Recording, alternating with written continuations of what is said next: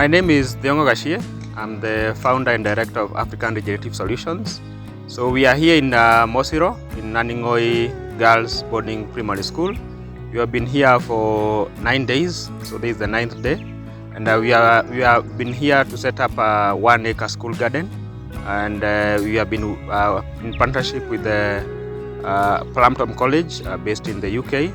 So the students, 30 of them, we have been with them, training them and establishing this garden with them. So on day one, we started with fencing. So we allocated this piece of land, which was virgin and bare. So we started by fencing, so putting up a post, and then we used chain link to fence off the land, because here, being in Kajiado County, the local community are pastoralists, and you have got lots of cows and goats that are roaming freely. So we started by securing the garden with the fence. Thereafter, we started plowing the land. So we used local laborers who help us in tilling the land, clearing the bushes and grasses. Thereafter, we also hired the local women, the local Maasai women, who started making beds for us. So the beds are where we were planting the fruit trees and vegetables. So after making beds, we applied local soil amendments. That is manure, animal manure, either cow manure or goat manure. We also applied ashes from the local school kitchen. So the ashes are a source of minerals, mostly phosphorus. They also help in amending the soil. In case the soil is acidic, then it's going to lower the pH. So we apply these lightly on the soil. We also applied biochar, we applied Epsom salt, and we applied lime. As for lime, is a soil conditioner, so it helps in lowering the soil pH. After applying these amendments, we mixed them into the soil using local tools, so that's djembes and fork djembes. After mixing them up, we shape the beds with rakes.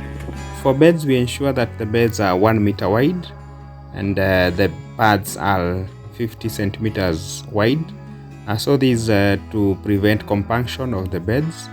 So at all times, we ensure that you walk and maintain the beds as you walk on the pads. So this reduces compaction.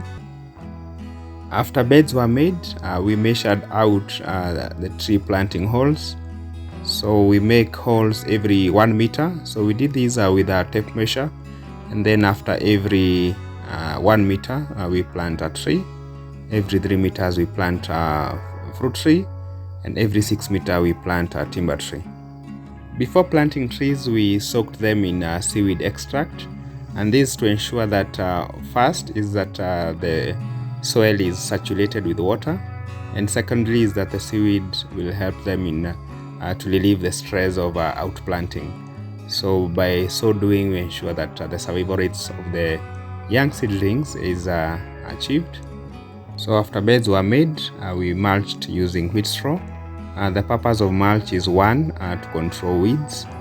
Secondly is to reduce evaporation of water.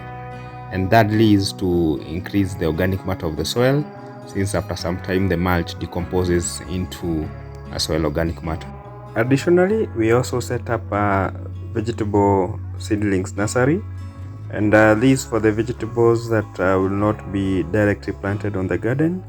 So the likes of kale, spinach, nightshade, amaranth, spider plant, and onions.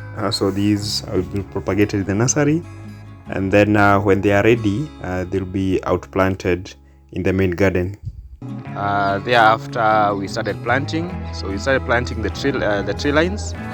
These are different fruits that we planted, being mangoes, avocados, loquat, guava, grapes, apples, pomegranates, pawpaws, etc. So we planted about 20 varieties of fruits.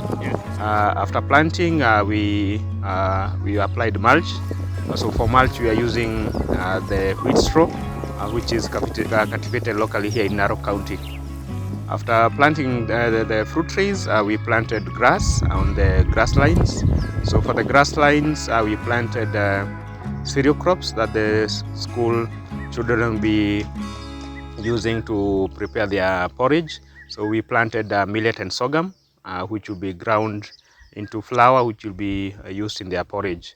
And then lastly, in the vegetable lines, we planted different types of vegetables, the likes of scale, spinach, and a few indigenous vegetables like kunde and saget.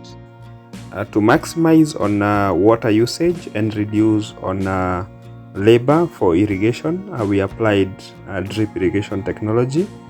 So since the school already has a solar powered borehole, we connected this water into a elevated tank, and then from this tank water will flow into the garden and drip using the drip irrigation system. Benefits of drip irrigation is that one is that the drip emitters slowly drip water into the soil at the plant's root zone. So this ensures that water is efficiently used. Additionally is that through drip irrigation we prevent diseases through minimizing water contact with the leaves, stems, or even fruits. So by so doing, we are going to reduce on usage of pesticides.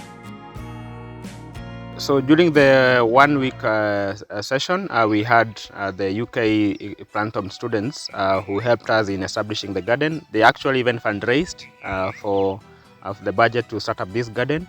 We also had the local pupils from Naning'oi Girls School who helped us in tree planting and also planting vegetables. In the process, they also got to learn about sustainable agriculture practices. These practices that are used to grow food in a sustainable way without polluting the environment or also without harming our health through use of synthetic pesticides and fertilizers. So for our case, we are using locally available materials that are organic, also that are cheap. And through these, we expect that the students are going to maintain the garden so that they are food secure. They can produce their own food here in the garden. And also later when they finish school, they can take up regenerative agriculture as a career. For the locals, we had both men and women who helped us in setting up the garden, doing all the work with us. They also in the process learned how to grow their own food. And we're expecting that also for them, they are going to replicate the same in their own homes because they have land, they have manure, and some of them have water, so they can start up kitchen gardens.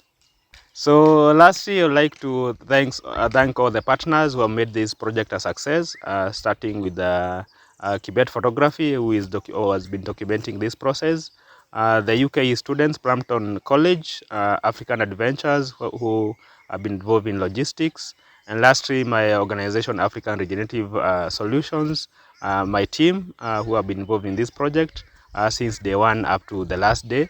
And we hope that every month we'll be coming back to check on the progress and also to show all the partners the progress that we have made. So you can follow me on social media platforms, African Regenerative Solutions. You can also follow me personally, Thiong'o. And through these platforms, we offer regenerative agriculture services from farm design and farm management. We also train communities, institutions, and organizations on regenerative agriculture. Better in a club down in Soho. Well, she drank champagne and it tastes just like cherry cola. Cola. Well, she walked up to me and told me to dance. Asked for her hand and in that brown voice she said, Lola. Hello, LA Lola.